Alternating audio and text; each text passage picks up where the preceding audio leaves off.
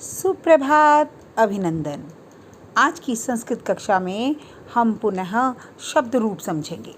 जी हाँ, शब्द रूप आपको पहले से ही यह ज्ञातव्य है, यह पता है कि शब्द रूप किस आधार पर होते हैं और कैसे बनाए जाते हैं। बच्चों, संज्ञा शब्द रूप जो हैं, संज्ञा शब्द जो हैं वो दो प्रकार के होते हैं, अजंत और हलंत। ठीक है, अजंत जिन शब्दों के अंत में स्वर हों उन्हें अजंत अथवा स्वरांत शब्द कहते हैं, अर्थात स्वर से जो समाप्त हों, जैसे देव, कवि आदि। ठीक है। दूसरे होते हैं हलंत, जिन शब्दों के अंत में कोई व्यंजन हो उन्हें हलंत कहते हैं। तो ये तो हो गए हमारे संज्ञा शब्द रूप। अब जैसा कि आप सभी जानते हैं कि संज्ञा के स्थान पर प्रयोग होने वाले शब्द क्या कहलाते हैं? सर्वनाम। बिल्कुल सही, सर्वनाम कहलाते हैं संज्ञा के स्थान पर प्रयोग होने वाले शब्द। अब हमने पहले बालक शब्द रूप, राम, देव इस तरह के संज्ञा शब्दों को आसानी से समझ लिया था। हम जानते हैं कि इनके शब्द रूप कैसे लिखे जाते हैं। इसके पश्चात सर्वनाम शब्द रूपों में भी मैं आपको ये अस्मद और युष्मद अर्थात अहम और त्वम के शब्द रूपों का शब्द लेखन समझा चुकी हूँ। आगे बढ़ने से पहले मैं आपको पुनः एक बार इनकी पुनरावृत्ति कराऊंगी और उसके बाद फिर हम अपने अगले पड़ाव पर चलेंगे। ठीक है, तो सबसे पहले समझिए अस्मद। अब सबसे पहले जब हम शब्द रूप लिखते हैं तो हमें एक तालिका बनानी होती है।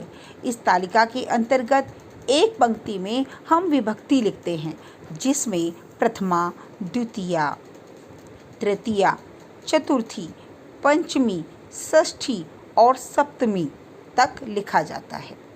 इसके पश्चात उसी पेज पर हम उसे 4 भागों में विभाजित करते हैं और क्रमशः पहला भाग विभक्ति के लिए, दूसरा एक वचन शब्दों के लिए, फिर द्विवचन शब्दों के लिए और अंतिम बहुवचन शब्दों के लिए। तो इस प्रकार आप देख सकते हैं आपकी स्क्रीन पर भी कि यह 4 भागों में विभक्त है, विभक्ति और 3 वचन, विभक्ति, एक वचन, द्विवचन और बहुवचन। ठीक है, अब प्रथमा विभक्ति से अस्मद शुरू करते हैं।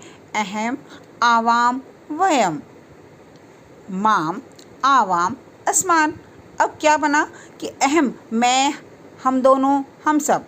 ठीक है ना, इस तरीके से इसका विभक्ति के अनुसार चयन होता है।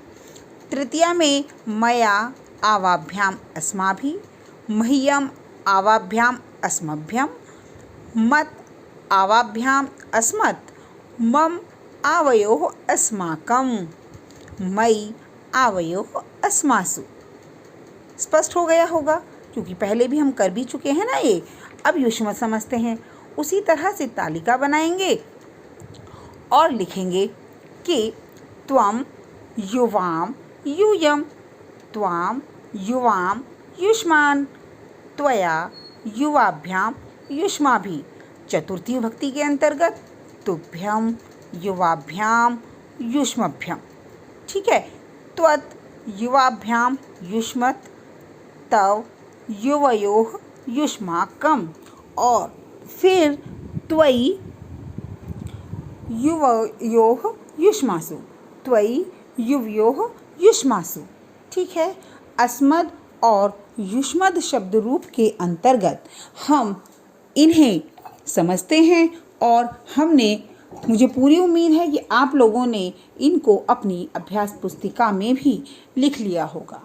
अब आज हम एक नए शब्द रूप की तरफ आगे बढ़ेंगे और उसे लिखना सीखेंगे। ठीक है, तो हम फिर आगे बढ़ते हैं। उसके लिए मैंने आपको बताया कि हमने पढ़ा अस्मद और युष्मद, मैं और तुम। अब मैं और तुम के लिए हमारे लिए लिंग निर्धारण थोड़ा मुश्किल होता है, होता ही नहीं। ठीक है, लेकिन अब जो हम शब्द पढ़ेंगे वह है यत, और इसमें पुल्लिंग, स्त्रीलिंग और नपुंसकलिंग, तीनों प्रकार के लिंग में हम इस शब्द को पढ़ेंगे, इसके शब्द रूप को समझेंगे। तो आज हम यत शब्द रूप के पुल्लिंग को समझेंगे और उससे पहले आवश्यक है कि हम ये जानें कि पुल्लिंग, स्त्रीलिंग और नपुंसकलिंग में क्या अंतर होता है। पुल्लिंग अर्थात वे शब्द जो हमें पुरुष जाति का बोध कराएं, ठीक। उसके बाद स्त्रीलिंग जो हमें स्त्री जाति का लोग जो बोध है वो कराते हैं, तो वो स्त्रीलिंग शब्द रूप होते हैं। इसके अतिरिक्त तीसरा आता है नपुंसकलिंग, जो हमारी चीज़ें हैं जिनमें जान नहीं होती, नपुंसकलिंग होती हैं। जैसे पत्थर है, पहाड़ हैं, फल हैं, इस तरह की चीज़ों के लिए हम क्या शब्द यूज़ करते हैं? नपुंसकलिंग। तो इस जो चीज़ें हैं वो होती हैं नपुंसकलिंग। लेकिन इसके अंतर्गत हम सबसे पहले यत शब्द रूप पुल्लिंग समझेंगे और पुल्लिंग को समझकर उन्हें लिखेंगे। पुल्लिंग शब्द रूप के अंतर्गत सबसे पहले देखिए हम वही तालिका निर्माण करेंगे, ठीक है। विभक्ति, एकवचन, द्विवचन और बहुवचन।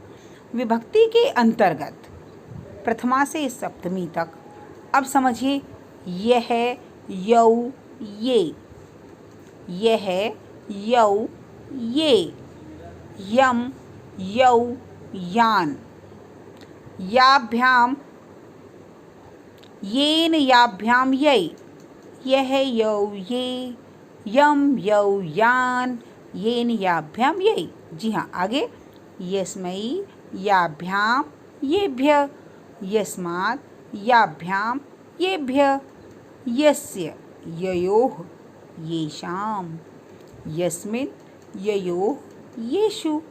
और इस प्रकार जब हमें थोड़ा सा रिदमिक लेकर चलेंगे तो ये हमें याद भी आसानी से हो जाएंगे। कैसे? देखिए, यह, यौ, ये, यम, यौ, यान, यह, यौ, ये, यम, यौ, यान, येन, याभ्याम, यै, येन, याभ्याम, यै, यस्मै, याभ्याम, येभ्य, यस्मै, याभ्याम, येभ्य, यस्मात्, याभ्याम, येभ्य, यस्य, ययोः, येषाम्, यस्य, ययोः, येषाम्, यस्मिन्, ययोः, येषु। एक बार फिर मैं आपका ध्यान इस विभक्ति की तरफ कराना चाहूँगी कि ये विभक्तियाँ और ये शब्द रूप हमारे कारक के अनुसार चलते हैं। जैसे कर्ता ने कर्म को करण से संप्रदान के लिए अपादान से अलग होना, ठीक है।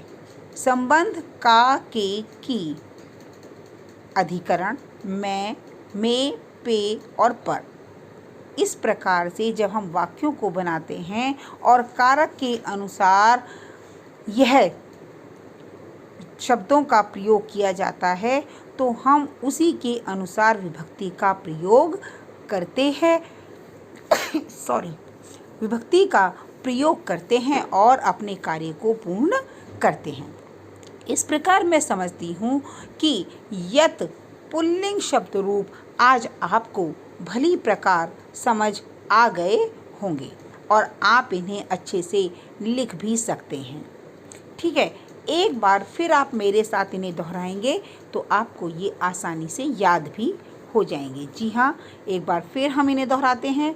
यह, यौ, ये, यम, यौ, यान, येन, याभ्याम, यै, यस्मै, याभ्याम, येभ्य, यह, यौ, ये, यम, यौ, यान, येन, याभ्याम, यै, यस्मै, याभ्याम, येभ्य, यस्मात्, याभ्याम, येभ्य, यस्य, ययोः, येषाम्, यस्मिन्, ययोः, येषु, यस्य, ययोः, येषाम्, यस्मिन्, ययोः, येषु।